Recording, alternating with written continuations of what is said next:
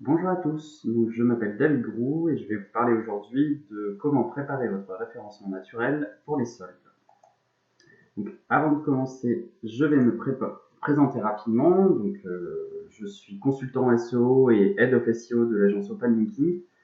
Normand de souche, je suis arrivé dans le nord de la France il y a 10 ans maintenant à la suite de mes études. Je me suis d'abord orienté sur la partie référencement payant donc depuis 2010 et je me suis réorienté sur la partie référencement naturel depuis 2014 et mon arrivée chez OpenLinking. Et j'ai pris la tête du pôle SEO de l'agence OpenLinking depuis 2019. Donc aujourd'hui, on va parler de soldes, on va parler de marronniers, on va parler de tous les événements qui finalement reviennent chaque année dans le calendrier des opérations commerciales des sites e-commerce. Donc avant d'aller plus dans le détail, on va commencer par le chiffre du jour, qui est 34%. 34% des Français attendent avec impatience les soldes. Donc ça peut paraître pas beaucoup, mais beaucoup en même temps. Donc c'est une étude qui a été réalisée l'année dernière pendant les soldes d'été, donc à la suite du premier confinement. Et on voit que finalement, les Français attendent les soldes encore assez impatiemment, même si c'est beaucoup moins que ce qu'on a pu connaître par le passé, dû à la multiplication finalement des opérations commerciales. Donc maintenant, on va rentrer un peu plus dans le vif du sujet, avec du coup une première partie qui est le respect des fondamentaux du référencement naturel, puisque la base du SEO est la même depuis de nombreuses années et ça fonctionne encore aujourd'hui en 2021. Donc pour les soldes ou pour toute opération commerciale récurrente, la règle de base c'est d'avoir une URL qui est pérenne qui reste toute l'année active, qui est accessible pour les robots et les internautes toute l'année, même en dehors finalement de la période phare.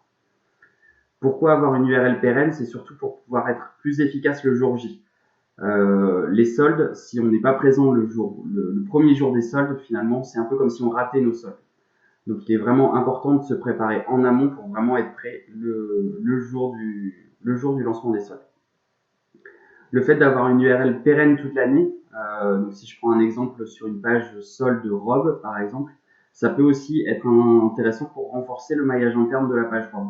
Donc directement sur la page solde robe, on pourra mettre un lien vers la catégorie principale qui reste toute l'année active. Et un petit conseil aussi pour ceux qui créent des pages soldes, surtout ne pas mettre de notion de date dans l'URL, solde 2021 par exemple, parce que forcément les années passent, les marronniers restent et pour autant du coup ça nécessiterait du coup de faire une redirection chaque année et donc de perdre ce côté pérennité. Je disais une URL pérenne, mais c'est des pages pérennes pour être plus précis. L'adage du référencement naturel qui dit une expression clé égale une page est encore valable en 2021. Si on identifie plusieurs mots-clés différents avec des vraies intentions différentes, il est nécessaire de créer plusieurs pages pour vraiment traiter efficacement tout ce champ sémantique. Donc avant de commencer par créer les pages, le plus important, ça reste toujours de commencer par une étude sémantique pour identifier vraiment tous les mots-clés qui seront intéressants à cibler pour votre activité. Si on regarde aussi la petite illustration qui est là, on peut s'apercevoir que finalement il y a des saisonnalités qui sont différentes selon les mots-clés. Forcément, on cherchera davantage manteau, femme, solde sur la période de solde d'hiver que sur la période de solde d'été. Donc, c'est toute une étude sémantique à prendre en compte pour justement faire les bons choix et créer les bonnes pages. Quel type de page? C'est aussi une question que des clients me posent assez régulièrement. Des pages produits, bien évidemment, avec des catégories et des listes de produits. Ça, c'est la base. Pour autant, on peut aussi créer des pages édito pour répondre à certaines questions que des internautes peuvent se poser, comme par exemple quand les soldes commencent, quand les soldes finissent, différence entre soldes et promotions, etc. Il y a plein finalement de questions que les internautes peuvent se poser par rapport aux soldes. Et c'est toujours intéressant de pouvoir créer des pages édito par rapport à ça. Ce qu'il faut retenir, c'est que les pages édito, elles seront surtout là pour appuyer les pages produits, pour renforcer le maillage interne et faire en sorte qu'on soit vraiment le plus efficace possible avec les pages catégories. Autre sujet important sur la partie gestion SEO des marronniers, c'est le maillage interne. Vu qu'on est sur des périodes de saisonnalité forte, il faut que ce maillage interne évolue avec le temps. Donc quand on est sur une période creuse hors solde, on assure le strict minimum, j'ai envie de dire, donc un lien unique depuis une page intérieure. Ce strict minimum est important pour éviter justement que la page se retrouve orpheline. 2 mois avant le jour J des soldes, on peut commencer déjà progressivement à ramener un peu plus proche de la homepage et faire en sorte que les robots des moteurs de recherche viennent plus régulièrement sur la page, donc en ajoutant par exemple un lien footer. Et pendant les soldes, on expose vraiment la page et les catégories soldes directement dans le menu principal, et idéalement à gauche pour faire en sorte que ce soit vraiment les premiers liens que les robots puissent parcourir. Le lien, c'est la vie. Le netlinking reste un des leviers les plus importants pour le référencement naturel. C'est ce qui a permis à Google de devenir Google. C'est encore valable aujourd'hui. Le netlinking et toute la popularité finalement est un levier sur lequel on ne peut pas passer à côté. Du coup, quand on est sur une période de saisonnalité forte, ça peut valoir le coup d'accélérer un petit peu juste avant la période pour donner un coup de boost et faire en sorte d'être vraiment prêt le jour J.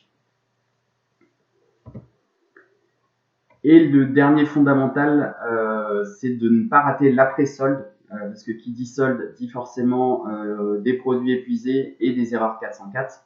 Donc, à bien anticiper et à bien prendre en compte pour procéder, du coup, moi, ce que je recommande, c'est de mettre en place des redirections automatiques de type 301 vers une catégorie parente ou vers une fiche produit similaire si on est vraiment sur des produits qui se ressemblent.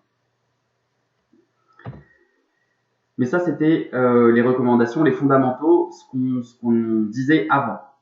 Le monde a évolué, Google s'est amélioré, et il y a quand même eu quelques petits changements depuis quelques mois, et on va voir plus précisément de quoi je parle.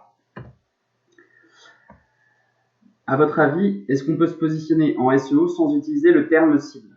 Je cherche à me positionner sur un mot-clé qui contient le terme solde. Est-ce que je peux me positionner en référencement naturel sans utiliser à aucun endroit de ma page le mot solde? À votre avis, je pense que la plupart vont répondre non. Pour autant, oui, c'est possible. Je vais vous montrer un case study juste après où on voit un site internet qui se positionne en première page de Google sur un mot-clé, sur le mot-clé solde de vêtements, et qui n'utilise pas du tout le mot solde dans ses contenus. Donc oui, mais il y a quand même une limite, c'est pas n'importe quoi. Donc l'exemple, c'est le site des Griffstock qui apparaît en première page, donc à la 5e position, sur le mot-clé solde de vêtements. Et si on regarde le site, si on regarde le code source, si on regarde le cache de Google, il n'y a pas de technique vraiment illégale. À aucun moment le terme solde apparaît dans la page. Donc comment que ça se fait? Comment Google peut valoriser un site qui ne parle pas de solde et sur un mot-clé solde? On verra juste après l'explication. La seule petite différence, quand je disais oui mais pas tout le temps, c'est justement que dès qu'on est en période de solde, le site des Griffstock perd complètement en positionnement. Donc là, le graphique que vous voyez, c'est l'évolution du positionnement du site sur le mot-clé solde de vêtements, donc depuis décembre 2019. Et ce qu'on voit, c'est que à chaque fois qu'il y a une période de solde, eh ben, il perd sa position. Il baisse, il perd énormément de ranking. Et dès que la période de solde est terminée, il reprend son rythme de croissance et depuis quelques mois et même en première page. Donc comment expliquer finalement que un site qui ne parle pas de solde puisse être en première page sur un mot-clé solde? La réponse c'est Google BERT. Google BERT, du coup, c'est le nom que Google a donné à une mise à jour de son algorithme qui a été déployée en décembre 2019 en France. Donc c'est une mise à jour qui se base par rapport à des techniques de machine learning et qui permet de mieux comprendre le contexte de la requête. Donc depuis ce déploiement, donc depuis décembre 2019, on parle beaucoup plus d'intention de recherche. c'est vraiment devenu un élément hyper central pour le référencement naturel, de comprendre finalement ce que l'internaute attend quand il fait une recherche. Et pour comprendre justement ces intentions de recherche, Google porte aussi une importance accrue à tout ce qui va être taux de clic, SEO. Donc on savait que le taux de clic avait une importance sur le référencement payant, donc sur le Google Ads. On sait maintenant que ça a aussi une importance sur la partie référencement naturel. Donc vraiment, si on doit retenir deux choses de BERT, c'est une meilleure compréhension de l'intention de recherche et une importance accrue des CTR. Du coup, qui dit meilleure compréhension de l'intention de recherche, dit forcément des intentions, un traitement de l'intention différent selon la période. Qu'on soit en solde ou qu'on soit hors solde, les internautes vont pas forcément rechercher exactement la même chose. Si on est hors solde, les internautes vont sans doute chercher quand a lieu la prochaine période de solde. Ou alors, une bonne partie des internautes ne font pas de différence entre des soldes et des promotions. Pour eux, c'est la même chose, pas de différence. Donc, je suis pas en période de solde, je tape solde parce que je veux faire une bonne affaire. Alors qu'en période de solde, il n'y a qu'une seule intention, c'est une personne qui veut vraiment faire une bonne affaire, qui veut profiter des soldes. Donc la différence est peut-être fine, mais on verra que sur la partie contenu derrière, on peut adapter le contenu pour faire en sorte de vraiment coller à l'intention de l'internaute. Donc comme je le disais, on adapte le contenu selon la période, selon si on se situe hors ou pendant une période de solde. Donc l'URL reste fixe, elle reste toute l'année, donc j'ai mis un exemple solde.html. Celle-ci, elle doit rester vraiment identique toute l'année. Quand on est hors période de solde, moi ce que je recommande, c'est justement de commencer tout en haut de la page, finalement bien en évidence, de mettre la date de la prochaine période de solde, donc avec une date plus éventuellement un compte à rebours pour vraiment être très explicite sur le fait que on n'est pas en période de solde et que la prochaine arrive dans quelques semaines ou quelques mois. Juste en dessous, on affiche une page liste avec des produits non promotionnés. Comme je disais, Google fait vraiment la part belle à l'intention de recherche. Et ce qu'on peut voir, c'est que si on tape un mot-clé solde plus produit, on aura systématiquement des pages listes qui apparaîtront. Bon, on verra, vous pourrez voir que la plupart des sites qui remontent ne sont pas dans le respect de la loi, puisqu'ils affichent des promotions. Moi, je recommande justement d'afficher des produits non promotionnés pour vraiment respecter la loi de l'article L310.5 du Code de commerce, qui explique qu'il ne faut absolument pas créer de confusion entre les soldes et les promotions. Et du coup, sur cette page hors solde, finalement, on termine en bas de page avec un contenu textuel qu'on pourrait appeler contenu SEO, pour justement expliquer la différence entre des soldes et des promotions. Donc voilà, pour encore une fois répondre à une intention particulière d'un internaute. Donc ça, c'est sur la partie hors solde. Alors que sur la partie pendant les soldes, on va vraiment mettre en évidence les produits soldés, parce que c'est vraiment l'intention que l'internaute cherche, pardon. Donc on expose nos produits tout en haut, on n'hésite pas sur le nombre de produits et on en remet une couche de produits. Plus on aura de produits soldés, plus on sera vraiment pertinent par rapport à la requête de l'internaute. Donc c'est vraiment les produits qui seront vraiment importants pour la prise en compte SEO. Finalement, le contenu textuel sur cette page, pendant cette période, il a beaucoup moins d'intérêt, voire pas du tout. Donc, dans tous les cas, si on a un contenu, on le met soit en bas de page, soit on le met pas. Mais par contre, il nous faut des produits et le plus haut possible. Une dernière question pour la fin. À votre avis, quel est le pourcentage moyen de trafic SEO hors marque réalisé lors d'un mois de solde sur des mots-clés incluant le terme solde? Autrement dit, je suis sur un mois de janvier, j'ai 100 clics hors marque. Sur les 100 clics, combien ont le terme solde qui apparaît dedans? 1, 10, 35, 33, 50. J'imagine que la plupart vont répondre 10 ou 33. Et pour autant, c'est 1%. Donc ça, c'est une étude qu'on a faite par rapport à notre outil Optimize Data, qui concentre finalement les données de trafic et de mots-clés SEO de tous nos clients. Et on se rend compte finalement que les mots-clés contenant le terme solde sont finalement très peu représentés dans la globalité du trafic SEO hors marque. Donc oui, sur un mois de solde, ces mots-clés-là vont générer du trafic, mais on constatera également une augmentation par ailleurs de tous les autres mots-clés qui ne contiennent pas le terme solde.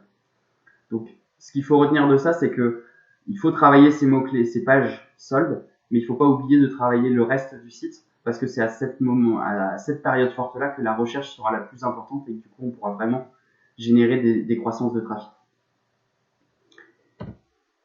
Et enfin, dernière question, parce que c'est une question que nombreux de mes clients me posent, c'est est-ce qu'on ajoute le terme solde sur les fiches produits? On a des pages soldes, on a des pages liste soldes, on a des pages édito soldes, on a des fiches produits qui sont soldées. Est-ce que du coup, on ajoute le terme solde dans ces fiches produits? Et si oui, dans quelle zone? Est-ce qu'on l'ajoute dans la base title? Est-ce qu'on l'ajoute dans la métadescription? Ou est-ce qu'on l'ajoute dans le contenu? Moi, ma recommandation, elle va être simple. C'est que les fiches produits, elles sont pérennes. Elles ont une intention de recherche qui est sur le nom de la fiche produit. Si on rajoute le terme solde dans la balise title, on risque de dénaturer finalement cette intention de recherche. Donc on risque finalement d'augmenter notre positionnement, d'améliorer notre positionnement sur le terme contenant solde, mais par contre de perdre en positionnement sur le mot-clé principal.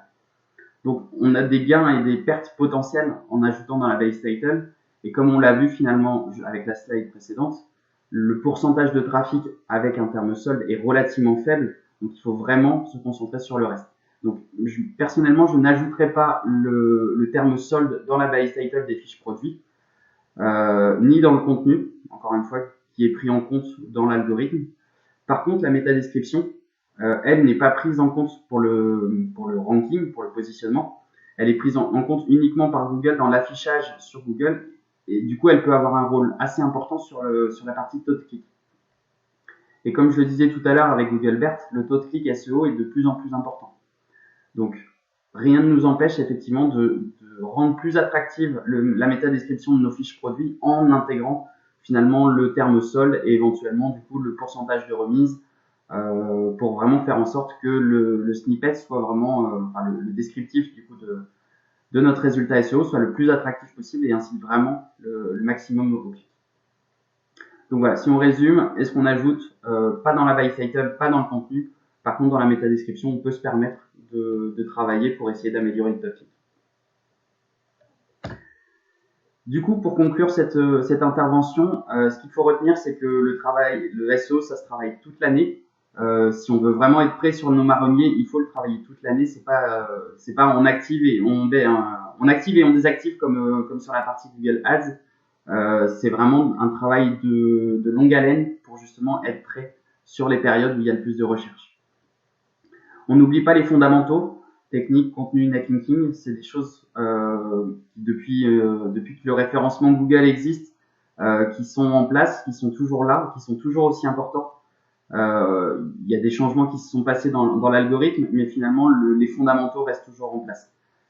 C'est juste que sur la partie contenu, depuis 2019, on doit absolument retenir la notion d'intention de recherche. C'est quand on cherche à se positionner sur un mot-clé, il est important de se poser les questions de qu'est-ce que l'internaute recherche quand il tape ce mot-clé-là. Et notre page doit nous permettre de répondre à toutes ces intentions. Et le dernier point, c'est justement, je déplace, c'est de penser CTR, penser taux de clic, parce que les fondamentaux nous permettront de nous positionner sur la première page, mais la vraie différence pour acquérir le podium, ça jouera vraiment sur des critères différents et notamment sur des critères d'UX, de CTR et de tout ce qui va être navigation on-site, donc le taux de rebond, le temps passé sur le site, etc., etc. Donc on n'oublie pas ce CTR et on n'oublie pas du coup la métadescription pour essayer de vraiment rendre attractif notre annonce. Donc voilà, c'est vraiment les 4 points sur lesquels il faut retenir de cette intervention. Voilà. Je vous remercie. Bonne journée. Au revoir.